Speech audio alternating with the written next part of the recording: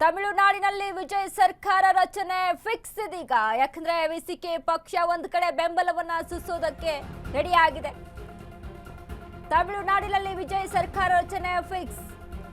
VCK ಪಕ್ಷ ಬೆಂಬಲವನ್ನು ಗಿಟ್ಟಿಸಿದ Gilli Vijay. VCK ಬೆಂಬಲದ ಬೆನ್ನಲ್ಲೇ 118ಕ್ಕೆ ಏರಿದ ದೋಸ್ತಿ ಬಲ. ಗವರ್ನರ್ ಭೇಟಿಗೆ ಮುಂದಾಗಿರುವ ದಳಪತಿ ವಿಜಯ್. 118 ಶಾಸಕರ ಪತ್ರ ಕೊಟ್ರೆ ವಿಜಯ್ ಸರ್ಕಾರಕ್ಕೆ ಸಮ್ಮತಿ. ವಿಜಯ್ಗೆ ಅನುಮತಿ ಕೊಡಲಿದ್ದಾರೆ ರಾಜ್ಯಪಾಲರು. ಕ್ಷಣ ಕ್ಷಣಕ್ಕೂ ಟ್ವಿಸ್ಟ್ ಪಡಿತಾ ಇದೆ ತಮಿಳುನಾಡು ಪಾಲಿಟಿಕ್ಸ್. ಸಿಎಂ ಆಗಿ ಪ್ರಮಾಣ ವಚನವನ್ನ ಸ್ವೀಕಾರ ಮಾಡೋದಕ್ಕೆ ದಳಪತಿ ವಿಜಯ್ಗೆ ಇದೀಗ ಕೌಂಟ್ ಡೌನ್ ಶುರುವಾಗಿದೆ. ತಮಿಳುನಾಡಿನಲ್ಲಿ ವಿಜಯ್ ಸರ್ಕಾರ ಸಕ್ಸಸ್ ಫಿಕ್ಸ್ ಆಗಿದೆ. ಬೆಂಬಲವನ್ನ ಪಡೆದುಕೊಳ್ಳೋದ್ರಲ್ಲಿ ವಿಜಯ್ ಸಕ್ಸಸ್. 118ಕ್ಕೆ ಏರಿಕೆ.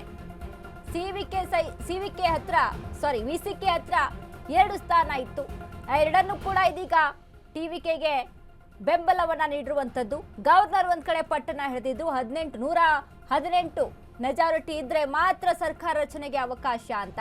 ಇದೆಲ್ಲವನ್ನ ಕೂಡ ಪ್ಲಸ್ ಪಾಯಿಂಟ್ ಆಗಿ ಬಳಸ್ಕೊಳ್ಬೇಕು. ಈ ಸಮಯವನ್ನ ಒಂದ್ ರೀತಿಯಾಗಿ ಯೂಸ್ ಮಾಡ್ಕೊಳ್ಬೇಕು ಅನ್ನುವಂಥ ನಿಟ್ಟಿನಲ್ಲಿ ಡಿಎಂಕೆ ಎಐಡಿಎಂಕೆ ಒಂದ್ ಕಡೆ ಚರ್ಚೆಯನ್ನ ನಡೆಸ್ತಾ ಇತ್ತು, ರಣತಂತ್ರವನ್ನ ರೂಪಿಸ್ಕೊಳ್ತಾ ಇತ್ತು. ಬಟ್ ಇದೀಗ ಕೊನೆಗೂ ಫೈನಲ್ ಆಗಿ ದಳಪತಿ ವಿಜಯ್ಗೆ ಮೆಜಾರಿಟಿ ಸಿಕ್ಕಿದೆ. 118 ಬಲವನ್ನ ಪಡೆದುಕೊಂಡಿದ್ದಾರೆ.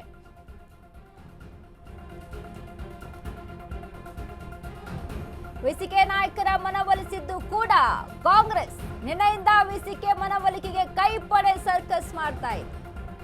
ಸಾಲು ಷರತ್ತುಗಳನ್ನ ಹಾಕಿರೋ ವಿಸಿಕೆ.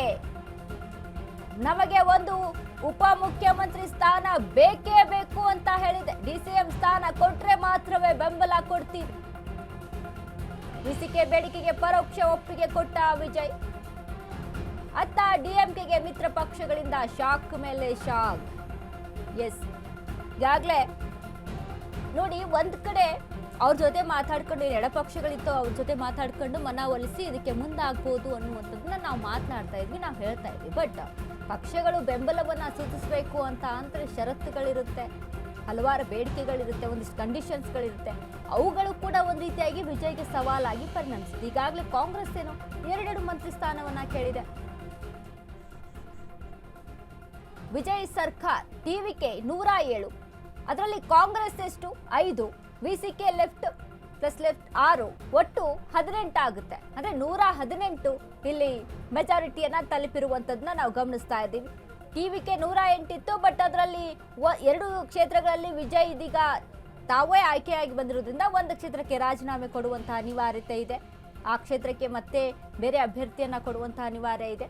ಸೊ ಹಾಗಾಗಿ ಸದ್ಯಕ್ಕೆ 107 ಟಿವಿಕೆ, ಕಾಂಗ್ರೆಸ್ ಇಂದ 5 ಬಲ, ವಿಸಿಕೆ ಪ್ಲಸ್ ಲೆಫ್ಟ್ ಇಂದ 6 ಬಲ, ಒಟ್ಟಾರೆಯಾಗಿ 118 ಮೆಜಾರಿಟಿಯನ್ನ ತಲುಪಿದ್ದಾರೆ. ಇದೀಗ ಗವರ್ನರ್ ಮುಂದೆ ಹೋಗಿ ಪತ್ರಗಳನ್ನ, ದಾಖಲೆಗಳನ್ನ ಕೊಟ್ಟು ಪ್ರಮಾಣ ವಚನ ಸ್ವೀಕಾರಕ್ಕೆ ಸಿದ್ಧತೆಯನ್ನ ಮಾಡ್ಕೊಳ್ಬೇಕು. ಸರ್ಕಾರ ರಚನೆಗೆ ಸಿದ್ಧತೆ ಮಾಡ್ಕೊಳ್ಳೋದು ಒಂದೇ ಇದೀಗ ವಿಜಯ್ ಮುಂದೆ ಇರುವಂತ ಒಂದಿಷ್ಟು ಸವಾಲುಗಳು. ಎಲ್ಲವನ್ನ ನೋಡಿ, ರಾಜಕೀಯವಾಗಿ ತಮಿಳುನಾಡು ರಾಜಕೀಯದಲ್ಲಿ ಟ್ವಿಸ್ಟ್ ಹೇಗೆ ಸಿಗ್ತಾ ಇತ್ತು ಅಂತ ಅಂದ್ರೆ ದಿನದಿಂದ ದಿನಕ್ಕೆ, ಕ್ಷಣದಿಂದ ಕ್ಷಣಕ್ಕೆ ಬೆಳವಣಿಗೆ ಆಗ್ತಾ ಇತ್ತು. ಡಿಎಂಕೆ ಎಐಡಿಎಂಕೆ ಒಂದು ಕಡೆ ಪ್ಲಾನ್ ಅನ್ನ ರೂಪಿಸ್ಕೊಳ್ತಾ ಇದೇ. ಪಳನಿಸ್ವಾಮಿ ಹೇಳಿದ್ರು ವೇಟ್ ಮಾಡಿ, ಟ್ವಿಸ್ಟ್ ಇದೆ ನೋಡೋಣ, ಟ್ವಿಸ್ಟ್ ಕಾದಿದೆ ಅನ್ನುವಂಥ ಒಂದಿಷ್ಟು ಮಾತುಗಳನ್ನ ಹೇಳಿದ್ರು. ಸೊ ಇವೆಲ್ಲವೂ ಕೂಡ ಏನಾಗ್ಬಿಡುತ್ತೆ, ಕೈಗೆ ಬಂತುತ್ತು ಬಾಯಿಗೆ ಬರೋದಿಲ್ವಾ ವಿಜಯ್ಗೆ ಅನ್ನುವಂಥ ಒಂದಿಷ್ಟು ಪ್ರಶ್ನೆ, ಗೊಂದಲಗಳಿತ್ತು. ಬಟ್ ಇದೀಗ ಕೊನೆಗೂ ಮೆಜಾರಿಟಿ ಮೇರೆಗೆ ಸಿಎಂ ಸ್ಥಾನವನ್ನ ಅಲಂಕರಿಸೋದಕ್ಕೆ ದಳಪತಿ ವಿಜಯ್ ರೆಡಿ ಆಗಿದ್ದಾರೆ. ಬಟ್ ವಿಸಿಕೆಯ ಬೇಡಿಕೆಗಳೇನು, ಷರತ್ತುಗಳೇನು, ಡಿಸಿಎಂ ಸ್ಥಾನ ಕೊಡಬೇಕು, ಉಪಮುಖ್ಯಮಂತ್ರಿ ಸ್ಥಾನ ನಮಗೆ ಬೇಕೇ ಬೇಕು ಅನ್ನುವಂಥ ಒಂದು ಕಂಡೀಷನ್, ಇವೆಲ್ಲದರ ನಡುವೆ ಫೈನಲ್ ಈ ಮೆಜಾರಿಟಿ ಮೇರೆಗೆ ಟಿವಿಕೆ ಪಕ್ಷ ಮುನ್ನೆಲೆಗೆ ಬಂದಿದೆ.